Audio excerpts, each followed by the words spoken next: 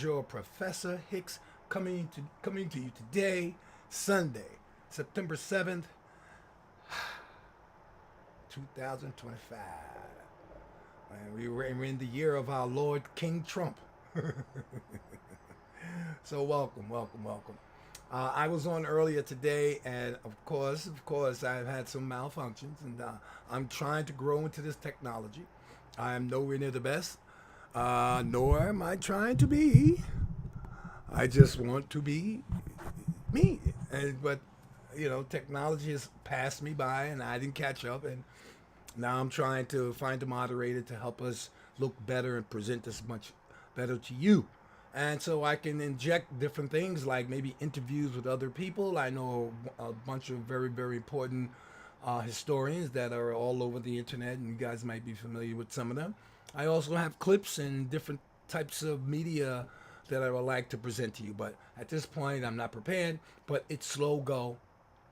And I'm not in the race to win anything. I'm in the race to bring you information about African history and why it's so important to study this history. All right, so with that said, I got my disclaimer out the way. All right, let's get going. Let's get rolling. Where were we going today? Well, we talked before about the social realities, but we're gonna clip that and finish it off today. We're gonna talk about the bishops, the authority of the Catholic Christian bishops who took control of the country in 589 current era. 589 current era, not BC. All right. Let me clarify that because I know I might have before. When we went to school and high school, we learned BC meant before Christ. And then we learned that AD mean after the death of Christ. Most people believe that wasn't what it was. Okay. Let me start with AD first. AD means Anno Domini, and that is a Latin term for the year of our Lord. That's all it means, the year of our Lord in a Latin term, Anno Domini. And it speaks of the time from the first century ascending to today, the 2025. Now, BC used to be before Christ. But due to many of our historians and people feeling maligned because they did not believe in Christianity or Christ, politically that had to be changed and altered. So now instead of calling BC before Christ, it means before the Common Era. And that's why sometimes you might see at the end of scholarship BCE, meaning before the Common Era. BCE periods, run from anywhere from 6000 BC down to 1 BC. And from 1 BC descending, it goes up to the Common Era, 1, 2, 3, 4, up until 2025. So when you hear me making these reference to these BC or AD, if I mistakenly say, this is what we're referring to. So right now we're in what you would call AD, but we will call the Common Era. We're talking anywhere between 200 Common Era up to 711 Common Era when the Moors invaded Iberia. All right, I'm sorry I had to take that much time, but it's important that you understand these things. It's like geography. I presented geography in my first class and my second or third class, so you guys can understand how important it is when you start talking about this. Remember, you don't want to be like everybody else, feel good history.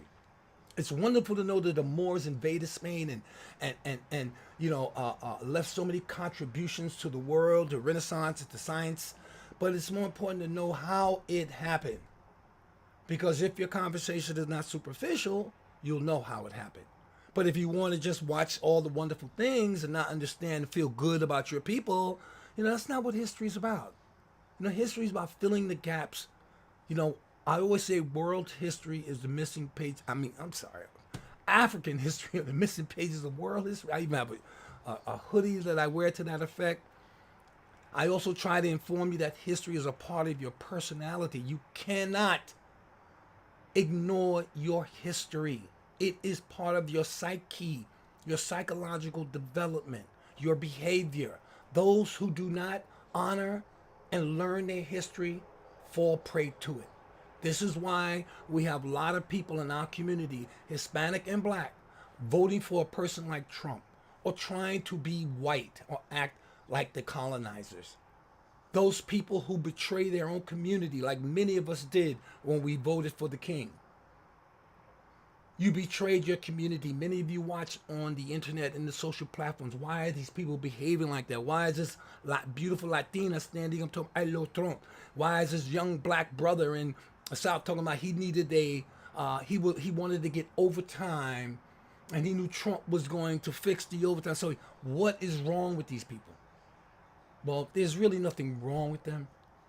It's just called maladaptive behavior to the loss of historical memory. And when you lose your historical memory, it means you're trying to be something other than you are. And that is being white. That's what it is. It's called assimilation. And assimilation is fine, but it comes with a cost.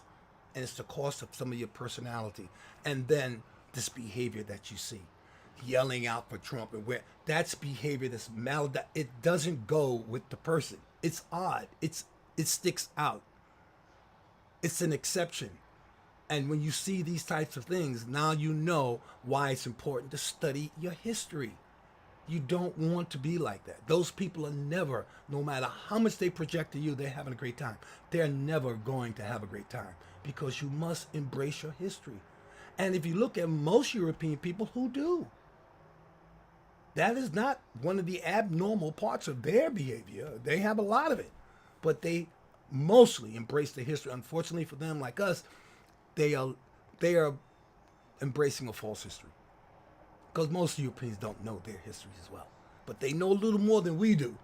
They can say, I come from this part of Ireland or Italy, or I come from this part of Spain, or I come from this part of Denmark. We can't even do that, because that's how torn we have been. So remember, it's important. Don't be a follower. Okay? Learn your history. Okay? Learn your history. All right. So we're going to talk about these Iberian. We want to describe how the Iberian Peninsula was before the Islamic invasion of the Moors. How can we describe? We want to describe the Iberian Peninsula before the Moorish invasion. More importantly, we want to know why and how this invasion was able to be successful, complete, and then dominating for 800 years. All right. Again, we don't want to succumb to the feel-good part of this history of the Moors. We know they were great people. We know they made major contributions, but why and how? Well, we're going to try to finish that off today. So one of the social realities of the Iberian Peninsula are the authority of the church, and more specifically, the authority of the bishops. The bishops were these men, mostly men. There were no women because very patriarchal, mostly men who ruled in the cities and towns in Iberia. Remember, this is before the Moors got there. And by the way, even when the Moors got there, they were still present because the Moors were very tolerant with their invasion and very tolerant when it came to religion. So the Moors allowed the Jews or Hebrews, whatever one you prefer, along with the Catholics and the Christians, to continue to practice and honor their religions. Never got in their way with that. But nonetheless, we need to understand what might have helped the Moors to maintain. And one of the things was the authority of the Catholic Church and the bishops and these bishops who pretty much were the handmaidens for the king. Let's get more specific. What is the British authority? You know, one of the things when I was a basketball coach, I coached basketball for 20 years at a major high school in the Bronx. And one of the things that always irked me, I wasn't able to say a prayer with my students. I come from a very religious background. I'm not religious anymore. I'm more spiritual, but I did everything you can imagine in church. Okay, I went from being a singing in the choir to going to Sunday school to becoming an usher, a junior deacon, and the only thing I didn't do was go on the podium and preach. Okay, but I embraced church and I embraced a Christian religion, particularly Baptist. But one of the things I did not like is that when I got to coaching basketball, I was informed by the Board of Miseducation and those particular policies that said I cannot perform me make my kids bow their head in prayer like I had done so many times because I coached football as well. So this was a sticking point back then, and I couldn't do it. And I really stuck in my cross. So what I did was I let one of my kids lead a prayer because most of them were Christian, but there were a few of them that were Islamic, and they just went along with it because culturally, people of color honor God. I can't say that all the time. I mean, consistently we do. Okay, so it bothered me that I couldn't say a prayer in front of my kids. I cited something that has to do that is that is entrenched and cherished in our American Republican democracy, and that is the separation between powers, which is embedded and codified in the First Amendment of the United States. The first, I should say, the Bill of Rights, and the Bill of Rights, of course, has the First Amendment, and it says we separate powers, and no one has a right to force a religion on anybody in this country. So they call it separation of church and state. And I can understand this when we get through talking about, you're going to understand why it's important maybe for that function in our Constitution is observed and continues to be and hopefully will be. But we also know that presently under our king is being kind of trodden upon. All right. So I'm trying not to be too wordy, but here's the topics we want to do. So we understand the bishop authority in Iberian Peninsula, the conditions that led to the separation of powers in this country. But how did that lack of separation, that fusing of religion and politics, how did that affect the Iberian Peninsula people? We're going to talk about the role of these Catholic bishops. That's mainly what we're talking about. We're going to talk about the African, we're going to try to compare this African, our African theocracy, our religious and spiritual state, with their religious and state at the time. What was these Iberians' religious condition compared to Africans who were in Mali and Songhai at these periods of time? We want to know, we got to understand why the colonizer cannot be trusted with religion. We can't trust the colonizer with religion. He's never done it. He's had so many historical examples and evidence that they don't do well. And here you will see again that the colonizers are not doing well with religion. Okay. Let me throw some terms that you're going to hear. I kind of want you to, but I'm going to explain them as we're going to talk about moral abuse. Moral abuse as a way to correct behavior. I know it sounds crazy. We're going to talk about secular power. Secular power is any power not involving religion. So the power of the government is secular power. Power of the state is secular power. We're going to talk about the Council of Toledo. And these were a group of bishops along with noblemen who controlled specific areas of the Iberian Peninsula, made laws, very harsh and brutal laws, but they did it together. So the church, your preacher, your minister, your whoever is now joining with the nobles who maybe you're paying rent to, all right, to make policy and to form what you would call general laws that govern people's behavior and how they pay taxes and what punishments they pay for crimes. These are the nobles, along with the religious bishops, politics and religion coming together to bring unity to Spain. We're going to talk about, we're going to briefly talk about how Christianity was born in Africa. See, many people don't know that. And today is Sunday, so it's important, particularly for our group. Many of us celebrate this Christianity, and we do it very blindly. We don't ask questions. I understand what faith and belief is about. Yes, I get it. But you need to know historical facts so you can know at least nothing wrong with Christianity. It's the people who get a hold of it and ruin it. All right, but you should know that Christianity began in Africa, okay? And I think that's about it. We're going to just take everything else and just ad-lib and move along with it. Please follow me. I'm going to do some reading before we get started. We know we got a quote from our great ancestor, Dr. John Henry Clark. And he tells us that history is a clock that people use to tell their political and cultural time of day. He also says that a compass, that we use a compass to find ourselves on the map of human geography. And this map tells us where we are, and it also tells us what we must be. Ashe, to the ancestors. And I ask for their permission to speak, and I believe it has been granted. So let's get to it. Now, I just want to let you know the sources I'm using. First of all, as most of you know already who've been following me, I've been using my same source for some time now, but I'll show it to you because you should buy the book. This is the source we're using. All right, I'm also using ChatGPT. Let me just quickly tell you why. Look, if I was back in school again, I would have 3 PhDs with ChatGPT. You kids out there, you must be going crazy. This is incredible. All the books I have in here and all the study I've done over 30 years on history is captured in this ChatGPT. Now, ChatGPT. Now, how do I know that?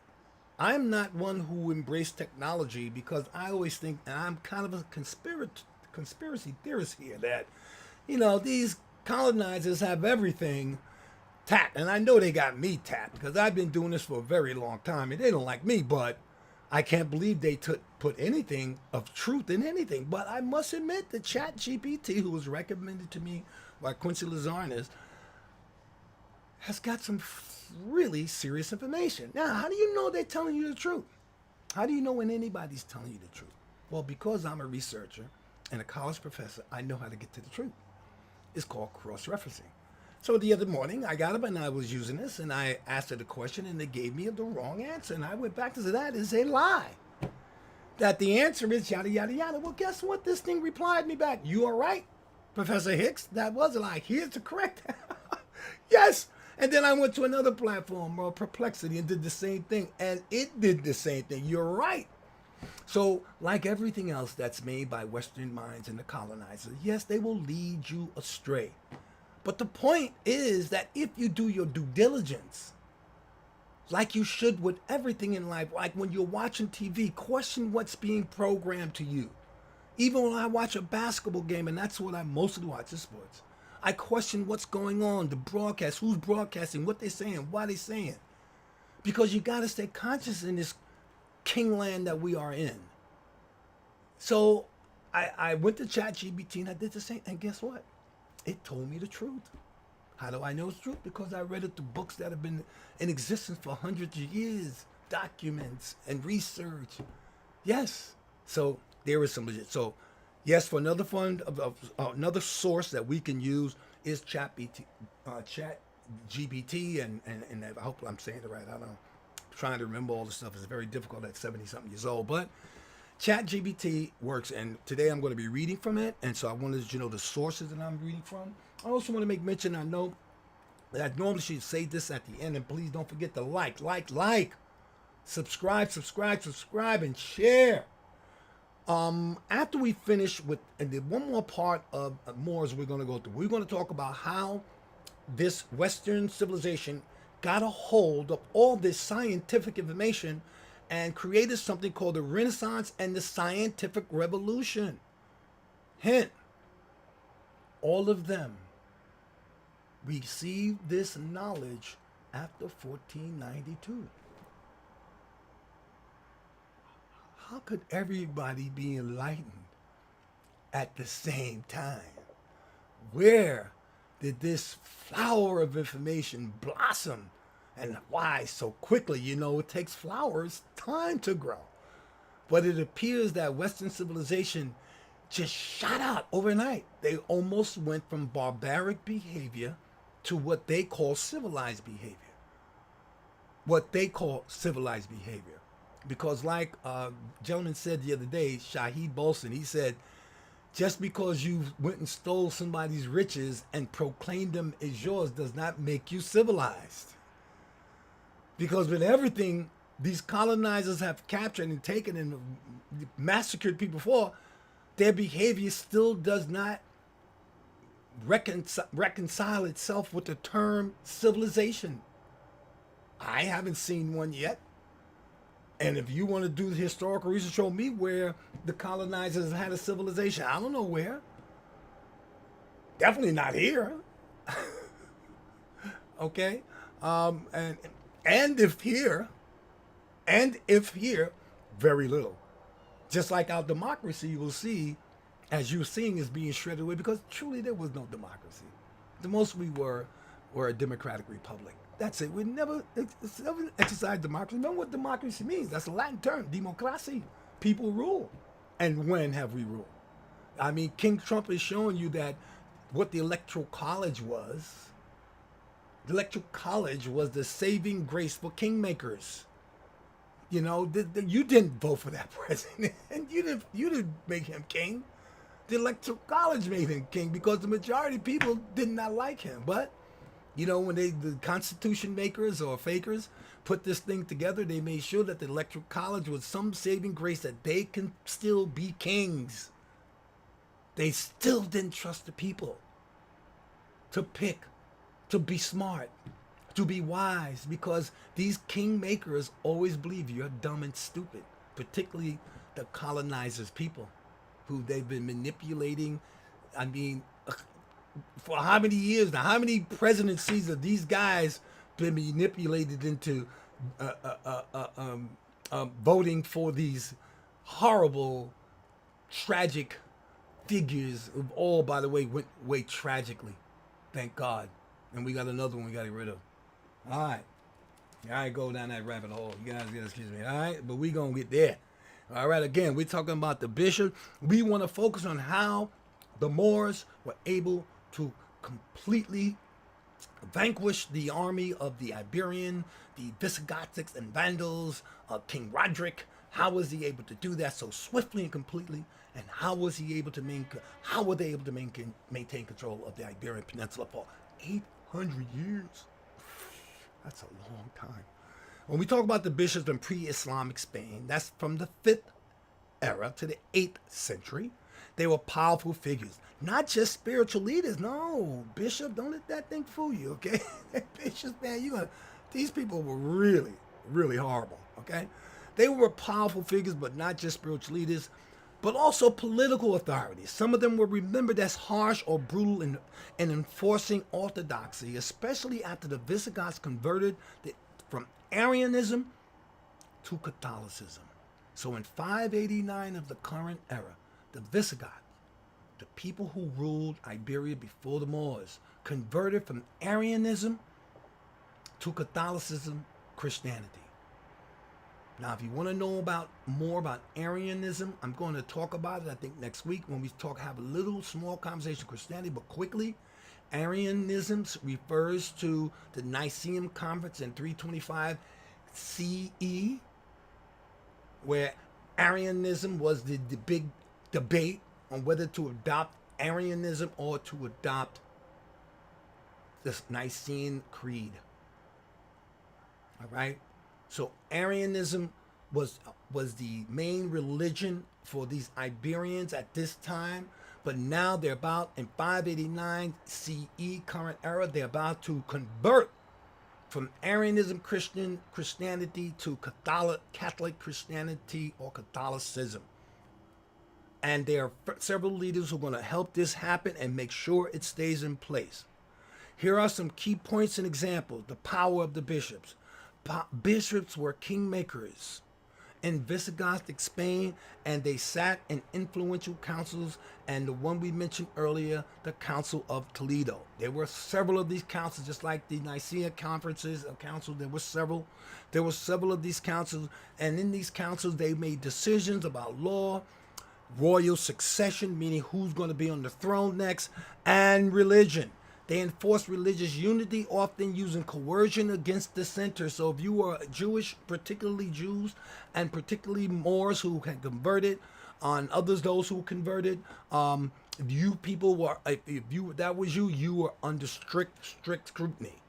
They also had judicial powers overseeing the punishments in the church court. So here's a church professing to be godlike and spiritual-like and divine, meting out violent retribution to its enemies in the form of mutilations coercions, and ultimately torture and death.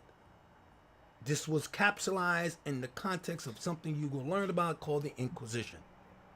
Brutality in practice. Yes, these bishops practiced brutality. Some of their early targets were the Jews from the 6th century, just right before the Moors came into the 7th century. When they did come in, especially under kings like Sisbit, Ijiska, bishops supported harsh anti-Jewish measures. These included forced baptism, bans on Jewish rituals, confiscation of property, and sometimes exile. Bishops often led or enforced these campaigns. Prosecution of heretics. After the Visigoths abandoned their Arian Christian religion, bishops cracked down on lingering Arianism anywhere they found it. Believers of such would be tortured. The Council of Toledo authorized severe penalties for religious dissents, and bishops enforced them locally. Finally, social control. Yes, social control. Bishops sometimes acted as the agents of the crown. Yes, they were helping the king. So imagine you're in the church and your preacher is preaching you, telling you about godly things. Be moral, help your brother, help your friend, be kind to Christ like Christ was, following Christ's footsteps. And at the same time, they're coming to your house and collect your taxes. If you have to go to court, you go into court and there's the bishop sitting there in court judging you with some crime that you might have been innocent but always convicted for them. If you decided to rebel because of the harsh and oppressive treatment, there was the bishops who told on you and found out about you and crushed your rebellion. Punishments could be physical, whippings, mutilation, economic deprivation, take your property, and seizures. There's one great example of this brutality. It is in, we can sum it up in one guy. His name was Bishop Isidoro of Seville, another town in Spain in 636 CE. And he helped unify the church with powerful methods and justified the measures of ensure religious conformity. He took very, very harsh lines, especially against the Jews. I'm going to tell you why. Okay, let me see if I can get to some more of this. We don't want to keep being redundant. We know how brutal these people were. We need to understand while we're doing this that, you know, these bishops that we're talking about, these Christian, these bishops, you have to find a comparison to them on today. You can look at guys like our Supreme Court Justice Clarence Thomas, who's an African American, but who's made, how can I say, decisions concerning people of color that will affect us for time immemorial. Now, that brings me to one of the people that I want to talk about who are familiar. And this again goes back to this assimilation, people who are black or Latino, who want to be white, and who engage in this behavior that makes them look totally crazy, but they don't care. You know, like the woman I saw, the Latina, on going for Trump, and what happens 4 months later? They deported her husband back to Cuba, and her face, she's crying.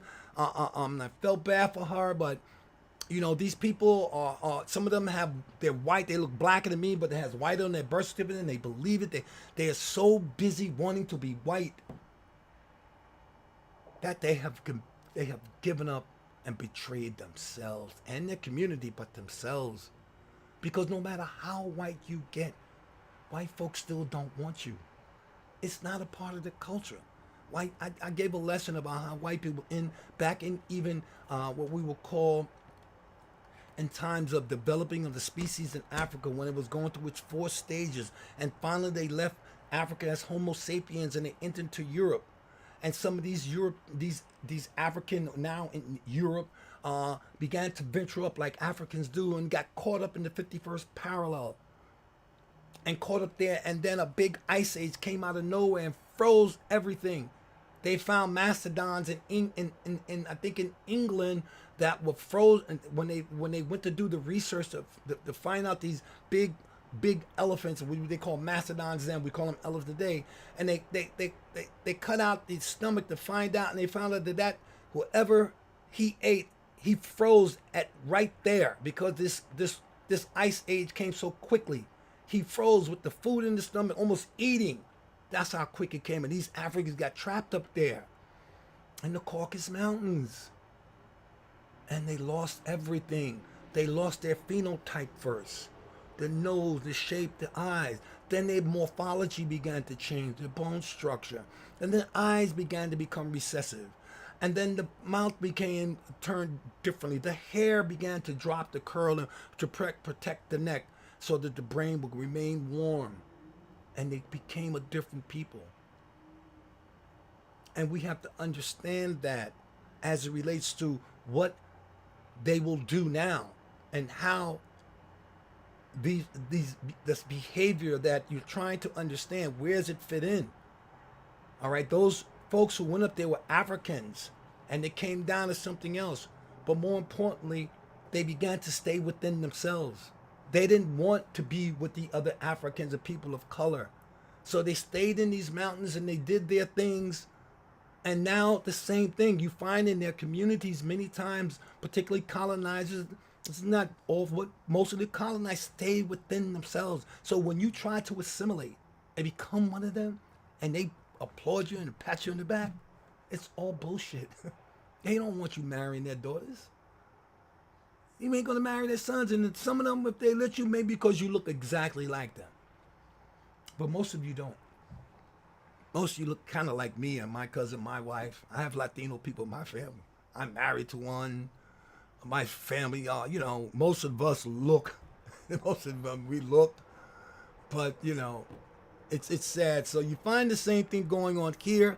You got this guy named, let's see if I can find his name. This is why this is going to be such a great one. He was the Bishop of Toledo, and I believe his name was Julian, and he was especially unique for this present situation we have because he was Jewish, and he converted. He converted to Christian. I'll read it to you. Anti-Jewish persecution. As a convert, Julian was a special hostile towards Jews. Let me say that again. As a convert. He was born into a Jewish family but converted to Christianity in pre-Islamic Spain now. Remember, no more Arianism and Catholicism. Bishops are control. Christianity is a thing. He rose to become an Archbishop of Toledo. Remember, convert Jews. This guy's Jewish at first. He becomes the most powerful bishop in Visigothic Spain because Toledo was both the religious capital, but it was also the capital of Spain at this time. Julian was second in command to the king. His brutality in practice, he persecuted Jews to no extent, to every extent, I should say. As a convert, Julian was especially hostile to the Jews, his people. He helped draft harsh laws, forced baptism on Jews. He implemented severe restrictions on Jewish ownership of land, legal rights, and property. Jews caught relapsing into their faith, let's say if they converted, and were caught relapsing back into Jewish, he would enslave them, exile them, or kill them. He justified this by claiming religious unity was necessary for the kingdom's survival.